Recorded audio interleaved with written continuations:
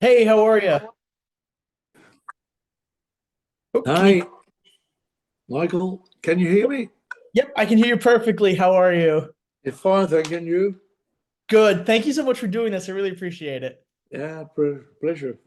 So, congratulations on your album now being out for what is totally a year now, a couple of months now in the States. After looking at it, or after looking back, I should say, how does it feel? I'm really pleased with it. Yeah, really pleased. Couple of few reasons because it reflects my life from Days of Future Past to who I am now, and that was why I called him my Sojourn. And having Graham Edge recite his poetry for me was Right. icing on the cake. It was really because when I decided to do it originally, the first thought I had was asking Graham to recite his poetry, and if he said yes, he'd like to do it. I thought that's like the big tick to say, yeah, John, do Days of Future Past. And I said to Graham, will you record it? And I'll film you as well, and you'll always have a place on stage with me.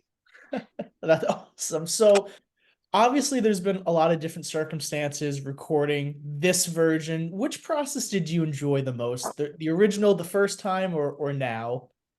The original is a really special place in my life because it was the beginning of everything.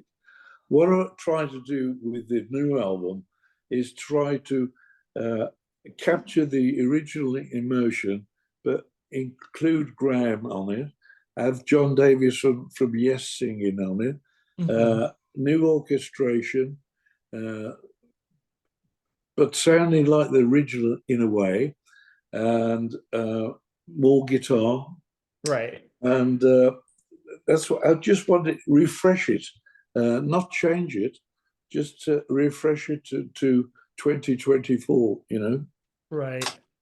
So jumping back in time, just a little bit in 2020, you did release a single called "In These Crazy Times," and on top of that, it truly was a full family effort. I mean, your son, your wife, your daughter were all contributors on it. How did that feel to have, your entire family on a recording with you? It grew on its own. Only, it was in COVID times, obviously. And I was here in Florida, and I didn't know what I was going to do. Uh, I had just a bass and a guitar with me, and so I thought I better build a studio. And Amazon.com uh, ordered everything, and I decided to learn GarageBand on Apple. So I learned GarageBand, and I started writing songs, and I wrote in these crazy times, and I recorded that first with the acoustic guitar, the drums, and the bass, and lead vocal. And I said, "Oh, I quite like this." And I thought I need some backing vocal. So Okay. I said to my wife, "You you have to come and sing." And she Right. said, "Oh, I don't sing." I said, "Well, you do now." And I put the microphone in the wardrobe to make sure the sound was right. I Mhm. said to my wife, "You've got to go into the wardrobe and sing this," and she did, and it was fantastic. I couldn't believe it. And then I sent it then to my son, who plays guitar but doesn't play professionally. He loves it, and I said, "Come on, play some guitar on this," and sent him the files, and he played guitar, and he came back to me, and then I sent it to John Davison. I said, "John, will you put some backing vocals on this as well?" And he did. And I sent it to my daughter, and she said, "Daddy, you've got to release this as a record." Right. And we mixed it, And my daughter-in-law is a photographer, and she Nice. took the photograph, and it was a total family affair. Would And you say that that would be something that you're probably most proud of, 2020 oh, hindsight? I was really proud because coming out of COVID was such a bad time Mhm. for everyone, you know. And if you can get something out of the COVID times which makes you feel good, one thing only, it negates the whole negative side of COVID because Right. it was a bad time, Yeah. awful. So when you were, growing up as a kid, did you ever expect all the way down the line that you would have a full-fledged project with your family? No, no. So, Yeah, but to be honest, with rock and roll, it's opened up so many doors to different places, different things, different people, different musicians. It's unbelievable, right? Um, who would ever know that the singer from Yes would be on stage with me for recording my album? It's fascinating. You know, I've just watched the Beach Boys documentary, and I knew Brian mhm. really well and Cole, and it was amazing to think when I was growing, when you didn't know these people, Mhm. you only heard the records, and then you meet them. It's only rock and roll. Right. Yeah. So you were speaking of Davidson before. How did you, get him to sing on a couple of your records or the last single and the last record? Um, it came. I was on tour called the Royal Affair with Yes, Cole Palmer and Asia in 2018, 19. And it was fantastic tour. And Alan Clark was a drummer on the Plastic Ono band. Mhm. Um, they do Imagine as a for their encore. Mhm. And John said to me, "Would you come on stage and join me for Imagine?" I said, "I'd love to." So I went on stage, sang Imagine with them. And then I said, "If you're going to do that, will you join me for Ride My SeeSaw on my concert?" And he did. And it just spread from that. So the next tour, I said, "John, you're going to come on the road with me and do Ride My SeeSaw." And then as we developed Days of Future Past, I said, "Would you sing 91 Saturn?" And it's, it's fantastic. He's Right. such a good, he's a great musician, and he's got a beautiful voice, and He he's a great person. he truly I saw Yes, I would say last September, and I was just blown away by his voice. Like just Well, floored by it. it's incredible. Yeah, they're on tour now in the UK, and They are. the reviews are fabulous. So Yeah. I'm really pleased for them and Steve. Great. So you have a ton of scheduled dates for this entire summer. I mean, you're all over the East Coast. You start at the Capitol Theater in Clearwater, Florida. I mean, like I said, you'll be all over the East Coast. Most notably, my neck of the woods, Tarrytown Music Hall in New York. What's your day-to-day like when you're on the road? Uh, Organized chaos, but it is organized. My daughter manages me, and she does an incredible job. Um, she, we, what we try to do, we try and find a hotel which is that we can stay for 4 or 5 nights in one place, and Okay. then go backwards forward from the hotel. That means I can really relax. But I go to the concert when all the equipment is set up, and Mhm. we rehearse at least for an hour before the concert. And then about 5:30, when everybody has dinner before the concert, I usually go into my dressing room and I just relax, meditate, go to sleep, and don't eat, and just get prepared for the concert. And that's Right. really, really what I do every day on a concert day. And if it's not a concert day and the day off and there's time, I like to go exploring. I like to wander around America and see things I've never seen before. Right. Was there any particular city where you went there you were just completely floored by? You're just like, wow, I can't believe I'm here for the first time, or Uh, the I wrote a song of singer in a rock and roll band, and one of the lyrics is there. It depends who's doing the painting. I read about school children from the Midwest going to New York for the first time, and they were told to draw what they saw, and none of them really draw skyscrapers. They drew everything else. right. And I think for me, when I went to New York first, I saw the skyscrapers, I saw the great big American cars, and that was Americana for me. It was what I expected America to be, uh, that part of America.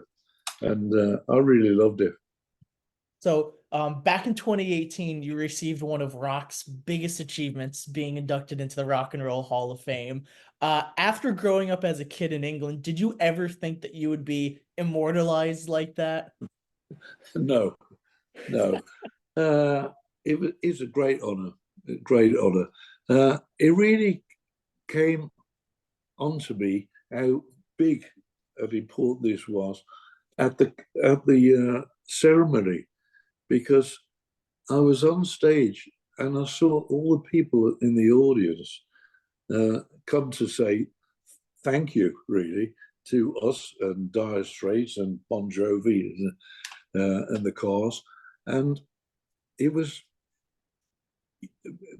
uh, it brought you down to earth somehow. And you thought about all these people who'd been signing a petition or put it across on a piece of paper trying to get us inducted. And you thought about all people around the world who did that for us, for us. Right. Uh, these five guys from Birmingham, basically, four guys from Birmingham and one from Swindon. But it was amazing, amazing on that stage that night. Right. So talk to me about your rig setup when you're on stage and out on the road. What's it like? What are you playing? What's the amp situation looking like? I use a Line 6, which is fantastic because I can program that all up before I start the tour. And the Line 6 is fantastic. And I use Ampeg speakers. So that's all. And Sony is Sony monitor systems, and for ears, in ear, everything's in ear, Right. no wedges on the stage at all, to keep the sound really quiet on the stage, and let the sound mixer up front mix the sound. And Mhm. you've got to have faith in that person. And Ray Nesbitt is a guy that is a fantastic sound engineer. And I recorded his studio as well. And that's and I play a jazz replica bass, which Fender made me. It's a replica of a 63 jazz bass because it got the thinner neck, but I got four extra frets on it. So the neck is longer than normal. And it's got really great electronic pickups. So that's really basically what I use on stage. Right. So you mentioned, recording at home and being out on the road. Was there any particular recording studio that you walked into and you were like, like, man, I feel the history, like almost like a Muscle Shoals studio in Alabama or the Electric Ladyland. You just like, wow, I can't believe I'm recording here. Well, we recorded part of the album, Octave, in the record plant in Los Angeles. I really look forward to recording there. We were halfway recording and it burnt down. So that was the end of that. But we built our own Westlake audio studio in the UK. It was the first one in Europe, and it was brilliant. Quad studio. We built it in 1974, 75. And unfortunately, we'd never got in there as a Moody Blues until 1980, when we recorded Long Distance Voyager, and his only album we ever recorded there. Because when we went into making the next album, Decca Records sold to Polygram, and they sold the building where our studio was. So we never made another record. One record on in our Westlake audio studio. Right. So being a kid in England and picking up physical vinyl records like a Jerry Lee Lewis record or a Buddy Holly record, and you see their names up on front or on the back. Did you, or not did you, but what was your reaction when you picked up, your first Moody Blues record and you flipped over the back and you saw your name there? Like an oh my God moment. To be honest, I can't remember. It's strange to say. I can't remember. Just having the album, not worrying about the names, just having the album, because we were a band, the Moody Blues, and we always thought the five of us get together made the Moody Blues, and that was the important thing. Not individually, it was the Moody Blues. I think on the first printing of Days of Future Past, I don't think we had music critics, writing critics. I don't think we did, and I didn't really think about it. It was just having the Moody Blues. I was part of the Moody Blues, and there was the album. Right. I have a vinyl collection of maybe like 300 and something, and there's like 5 or 6 original pressings where I'm like, if the house burned down, I would grab these 5 and I would be totally okay with it. With the rest of the house being burnt down. Totally okay. Yeah, I listened to vinyl all the while. There's something magical about vinyl, and when we do Days of Future Past my Sojourn, I did 4 different test pressings from different places, and ended up with a company in Germany because I wanted it to be exactly the sound I wanted, and the Right. German one was perfect. Right. So when all is said and done at the end of each day, what's the legacy that you want your fans to remember you by? Uh, I just, uh, I just hope our music and my music have brought the joy. It really is just as simple as that. Right, right. So, was there anything else that I didn't touch on, or is there anything specific I didn't ask that you want to add? No, it's good questions. Well done. Thank you. Thank you so much. I really appreciate you taking the time to do this. I want to respect your time. I know you have to run shortly. Yeah, Michael, thank you very much indeed. Thank you so much. I hope to see you soon. Okay, bye bye. Good luck to Enjoy the you. rest of your day. Thank you. Bye bye.